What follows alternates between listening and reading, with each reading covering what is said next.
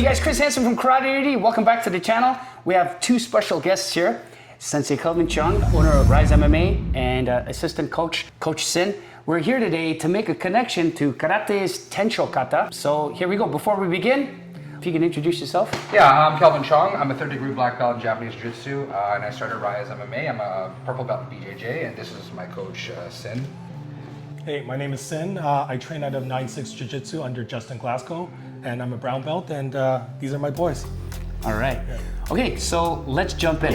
In our karate system, we've borrowed from Goju-Ryu, and we've borrowed Tensho elements from Goju-Ryu, and some of the elements, are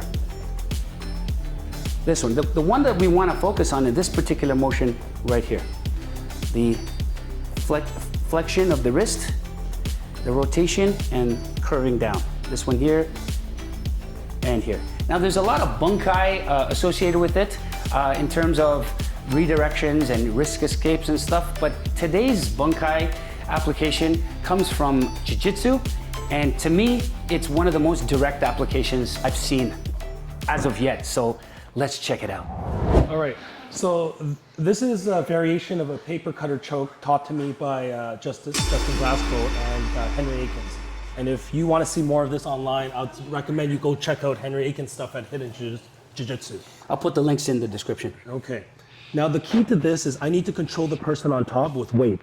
And so you'll notice that right here I'm controlling Kelvin's first arm and his second arm with my weight, and it's out of commission. This is a paper cutter choke. You'll notice the problem with the normal paper cutter choke is if I try to immediately do it to Kelvin, he will either tuck his chin in or he'll block it with his arm. What I need for the paper cutter choke to work is his face needs to be facing that way. But Kelvin is experienced, so as soon as he knows the dangers and he turns his face this way. So how do I keep his face this way to choke him? So first I control the weight on his arms and his chest so he can't move about. I take the back of my hand and I try to connect it to what I can, which is the side of his cheek, because his chin is hidden. As I do it, it's important that I start turning his face with the back of my hand, and then I start contouring it around his chin. You'll notice that my forearm is kicking up to his jaw so that he can't turn, because if I don't use my forearm and I try to grab him, he turns right away. So what I'm gonna do is I'm turning, and I'm kicking my elbow out to make sure that he doesn't, and I'm gonna climb up his shoulder and cup his shoulder. Once I cup his shoulder, I have the blade of my arm across his neck, but Kelvin might still block it with his arm. If he's blocking, I'm not gonna try to put a lot of pressure to his neck. Instead, I'm gonna pick my weight up and I'm gonna turn it into my arm so I don't have to use any strength. And that's the tap. Amazing. The important part here is that you maintain connection the whole time and understand where the connection points are and the angles as you turn onto them. That's it. If you could explain just a couple of these motions here. So this one to this one. If you can explain, the rotational mechanics and the contouring, because we were talking offline before how important that is to contour and stay sticky. Yeah. So it's I think of it in terms of connection. So how am I connected to him? Because the problem we're trying to solve is, as I try to push his face, if I use the bottom of my hand, how do I get here to here without him turning his head? Exactly. Right? This is the problem. So using the back of my hand, I'm using another piece of my body to keep his face here. And so as I contour around his face, my hand is free, but because my wrist is doing the work. And then you explain. And then you go. But I'm not there yet, so I just climb while I use my forearm. So with one arm, I'm touching everything. I think part of his jaw, the connection points I need in order to finish the choke. From that position right there, are you dropping the elbow a bit? I'm just connecting. You connecting? So I'm making sure that we're touching the right spot. I see. So then when I turn my body, I could just drop my weight into it. You drop your weight. Yeah. And is your elbow sinking as well? I'm just, wherever it's touching, Yeah. I'm just dropping my weight. I'm not actually sinking my elbow because. Okay, you're just dropping your weight. Yeah. I see. But I still need this here, so I just need to drop it just enough so it connects, and then I'll just turn my weight. So there's a bit of a level change. Yeah. I see. Yeah. So biomechanically, all of these motions in the kata are synchronous. Yeah. From up to down, and when we actually do it in the kata, it's up and there's a drop. there's a drop to it. But you see, a lot of these bunkais, from what I've seen on all of these practical karate circles, the bunkai makes more sense at clinch range and at grappling range. So this is a perfect example of that, man. May I add? Yeah, please. Yeah, go ahead. The beautiful thing that Senpai Sin is doing is if he drops his elbow and he thinks about dropping his elbow, he creates new space for me. Yeah. When he thinks about sinking his weight, he thinks about his whole body coming as a unit, which doesn't change the space between his elbow and the rest of his body. It doesn't give me the chance to escape. I'm actually pretty stuck. Yeah. So when he thinks about the whole body as a unit, it doesn't give me as much of an opportunity or any at all. Yeah. To escape.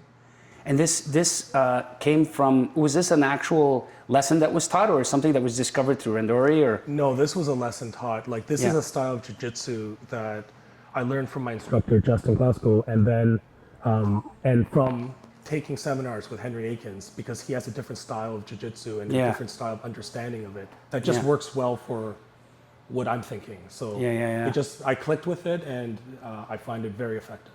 Awesome. Yeah. That's great. You'll notice here that my knees they might be hovering, but they're never touching the ground. So I'm connecting right here on his chest. So he's pinned right here. And you could hear that it's hard for him to breathe at this point. And I'm relaxing the rest of my body. The key here, this is the key here. It's not the actual submission because I'm controlling him. At this point, I'm taking his arm out of the game by putting more weight into his shoulder. You'll notice that I'm not actually trying to let my elbow touch the ground. I'm not putting weight on it. At this point, this is when I know Kelvin can't move. I use the back of my hand, touch his jaw as he's resisting me. It's his neck versus my jaw. That's the trick. And I contour around his jaw. And then right now I can't cup his shoulder, so I climb. I climb. Now I can tell the blade is now touching his Adam's apple. The problem is if I try to rip my elbow down, it makes it hard for my fingers to stick. And it might choke him, but it's really tough, or if he uses his hand, it becomes very difficult. So what I'll do is, at this point, I know I'm connected to his neck, and then I'm just gonna put my weight into it. Crazy. Yeah, that's awesome, man. Listen, I didn't make this up. When I first saw it, I thought it was crazy too. No, I'm a junkie for mechanical connections. And as soon as I saw that, I was telling, we were at Open Mat yesterday, and I was saying, oh my God, I gotta make a video about this, you know? So, You'll see that if I'm like this, right? Yeah. And I'm trying to do a paper cutter. If you turn your face like this, I can't get it. See how it's against your jaw? Yeah. It's not comfortable. Still feel it. But you're going to use your arms and you're going to move it. See? And now we're fighting. Yeah. We're in a fight. Yeah. Now look at the difference when I do this. Oh God, yeah. Now, this arm's still in the game, the back one, right? Yeah. So I'm going to just kill it a little. Now, do you feel like that arm's in the game? No. Okay. See? Yeah. So watch what happens. Okay. Don't let me, I'm going to put my hand to your neck and try to choke you. Don't let me do it. Okay. See?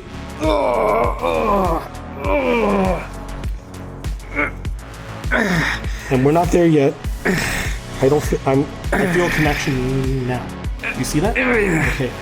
Now you can use your hand to block this. See? Watch, I'm gonna just turn my weight into it. Oh God. Yeah, that's crazy, bro. Yeah, that's crazy. It's constant pressure. I feel pressure right here, okay? All along my TMJ, everything's locked up, and my neck, because I'm continuously trying to fight this. It's disgusting. It's the pressure of the insurance. That's the real match in his position. Yeah. Anyway, guys, there you have it.